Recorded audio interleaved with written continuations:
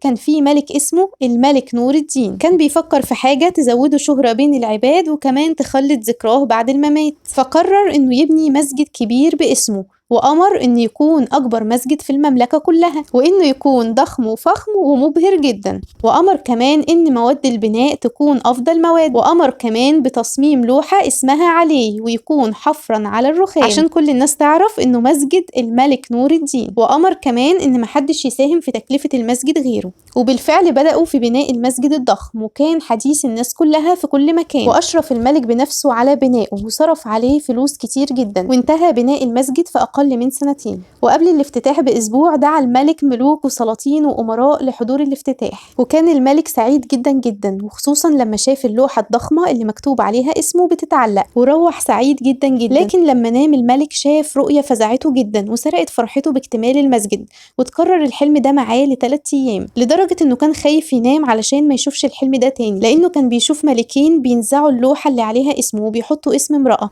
فأمر الملك الوزير بتاعه إنه يجيب له أكبر وأشهر مفسر للأحلام. فاستغرب المفسر من الحلم وسأل الملك إيه هو اسم المرأة. فقال الملك إن هو لما بيقوم من النوم مش بيقدر يفتكر اسم المرأة، وإن هو كمان بيسمع 2 من الملايكة بيقولوا ضعوا اسم المرأة بدلا من اسم الملك. وما قدرش يفيد المفسر الملك بأي حاجة، وقال له لا تهتم يا مولاي فهو ليس له أي معنى.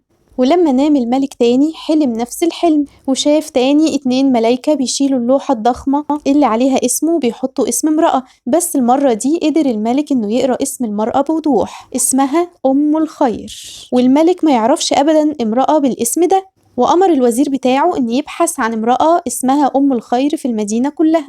وبعد 10 أيام من البحث ملقاش في المدينة كلها غير امرأة واحدة اسمها أم الخير، امرأة عجوزة فقيرة تبيع الجبن في سوق المدينة وتعاني من أمراض كثيرة. وطلب الملك إنه يشوفها، ولما شافها الملك قال لها أنتِ أم الخير؟ قال لها كمان شاركتي بإيه انتي في المسجد علشان يوضع اسمك مكان اسمي؟ قالت المرأة العفو يا مولاي، أنا عجوزة وفقيرة ولا أقوى على فعل شيء. قال لها الملك قولي ولن أعاقبك. قالت المرأة أنا لا أشارك بأي شيء ولا حتى أملك قوت يومي لأشارك به. قالت إلا أني منذ شهر تقريبا كنت أمشي بجوار المسجد. وقالت كمان المرأة العجوزة إنها شافت حمار من الحمير اللي بينقلوا عليها الأخشاب المستخدمة في بناء المسجد. استغرب الملك وقال لها حمار؟ وماذا لفت نظرك لهذا الحمار؟ قالت العجوز إنها لما شافت الحمار كان في غاية العطش، وكان بيحاول يشرب من الوعاء القريب منه اللي فيه مية، ولكنه ما كانش قادر إنه يقرب منه ويشرب. وقالت العجوز إنها قربت منه وعاء الماء عشان يشرب ويرتوي، وفعلا شرب الحمار وارتوى تماما. قال الملك وبعدين؟ قالت العجوز لا شيء، مشيت وأنا سعيدة لأن الحمار ارتوى. استغرب الملك جدا وقال لها هذا كل ما فعلتيه؟ قالت العجوز نعم يا مولاي، فأنا أصلا لن أقدر على فعل أكثر من هذا.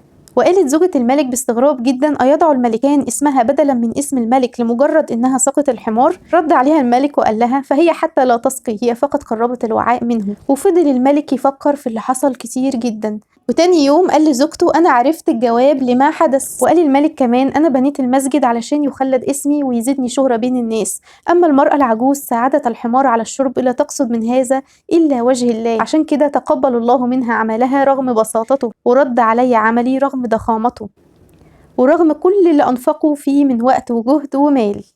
ردت الزوجة وقالت له الإخلاص لله.